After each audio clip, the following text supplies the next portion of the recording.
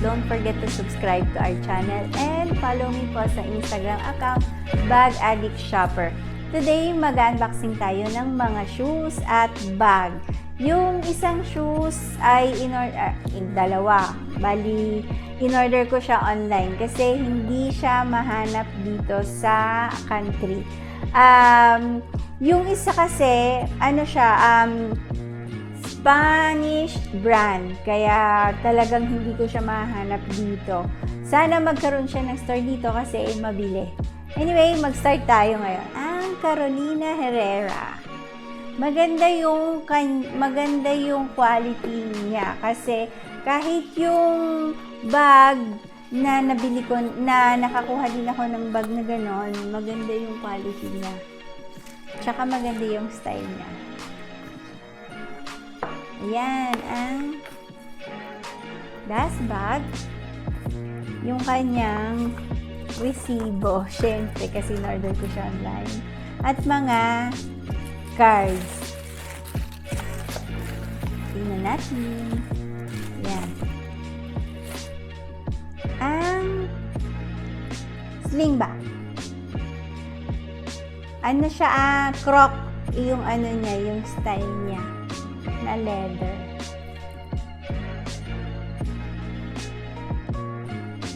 Bali, meron pa siyang ibang din naman color red, meron siyang color green, tapos meron din siyang black patent lang nga. Ito ay regular size siya. Tapos meron pa siyang dito na kung halimbawang na i-stretch pa siya ng palikod. Yan. Bali kasi ako, sinukat ko siya kasi 35.5 talaga ako. Ngayon, dahil ito ay 36, meron siyang konting dito. Pero parang okay na lang siya kaya half size lang naman ang aking pwede nyo nang, kasi wala siyang half size pala. Yun pala ang nakita ko dun. Nung in-order ko siya, 35 na siya hanggang wala siyang half size. Wala siyang 35.5, wala siyang 36.5. Basta 35, 36, 37, ganon. Kaya kung order kayo, ayan, wala siyang half size. Ang Carolina Herrera. Yan. Dito naman tayo ngayon sa isang shoes na sexy. Ang Louboutin. Yan. Nasabi kong sexy kasi siya karamihan ng shoes niya talagang high. Yan. Ito din, in-order ko rin siya online kasi nga, yung available lang na size ng heels niya sa store ay yung pinakamataas. Ayan, ang kanyang dust bag.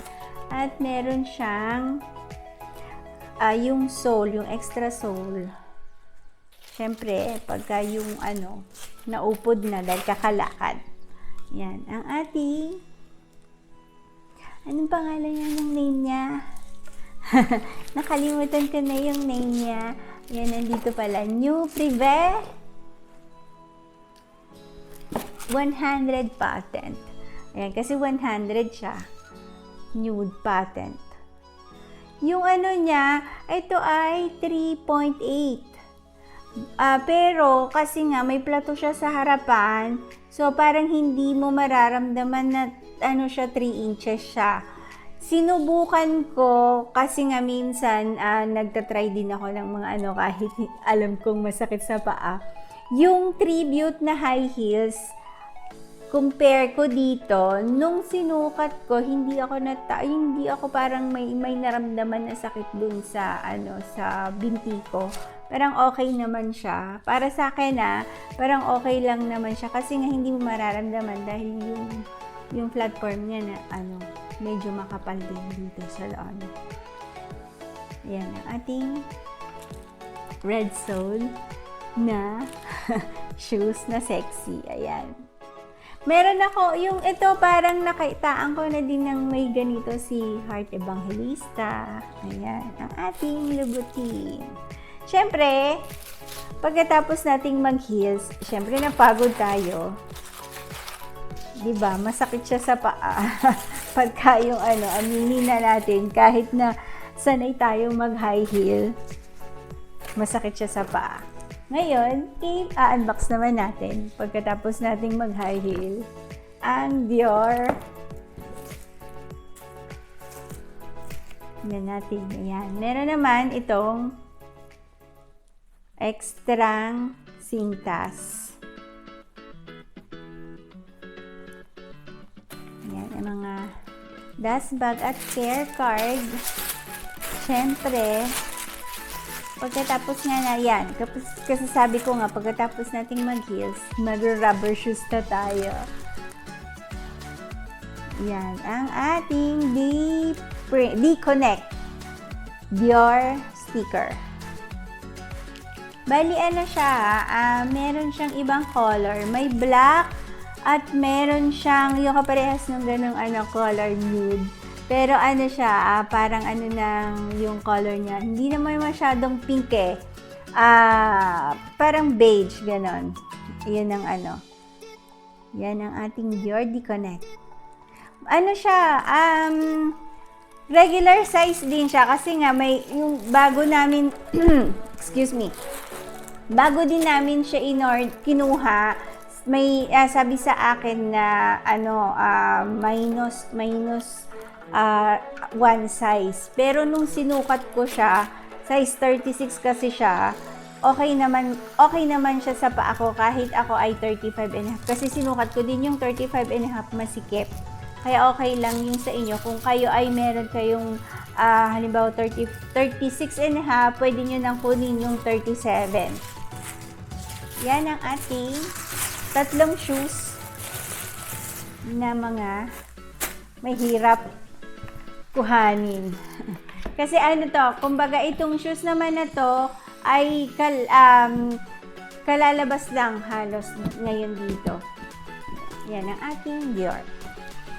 Naman tayo sa ating bag naman. Let's start. Ating Celine.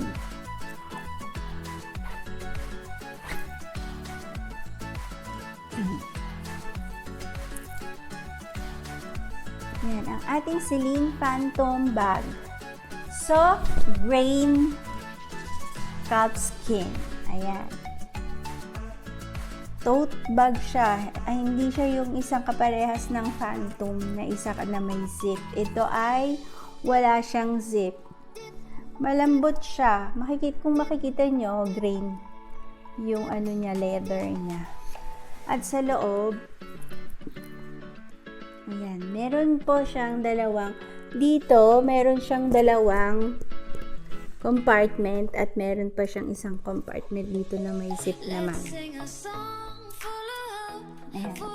Ito ay kanina nung nakita ko, nung una hindi ako nagagandahan sa kanya eh. Kumbaga parang mas gusto ko kanina yung belt bag.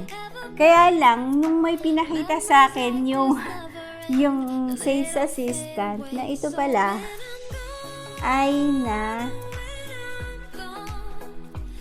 natitiklop siya yan. Natitiklop siya sa gilid at nagiging ganyan. Ayan, naliliitan siya. O, diba? Ang cute. Oh. Ayan. Parang, nagiging bucket bag naman siya pagka ginanyan. Tapos, pagka binuksan mo, syempre, yung tote bag. Ang kaibahan nito sa isang Phantom, yun nga, merong yung Phantom, yung isa may bag. Ay may zip, ito walang zip. Yan. Ito ay 27 inches, kaya maganda siyang, sabihin natin kung makikita nyo. Ay, hindi. Maganda siya kasi magaang. Siguro kahit yon mabibigatan na nga lang pag naglagay kayo ng mga laman niya sa loob. Pero kung yung bag niya talaga, malambot siya, magaang. Ayan, ang ating Celine Phantom bag. Tote bag. Ayan. Yan guys. That's all for today. Sana nagustuhan niyo yung aming video. Don't forget to like at follow me sa aking Instagram account. At don't forget to subscribe. Bye-bye! Close to the sun.